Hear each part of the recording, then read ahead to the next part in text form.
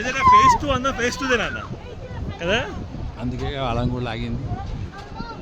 ఆహా ఓహో ఫేజ్ 2 అంటే ఫేస్ 2 గోయిల్మా. ఏమీ లేదు బొంగు.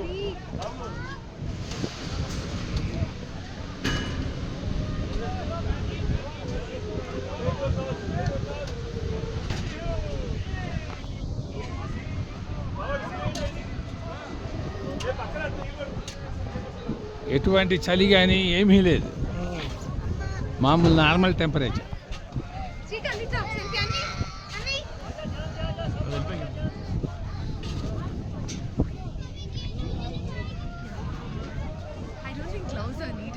వేసుకోరా నాకు ఎందుకు రామ్మ.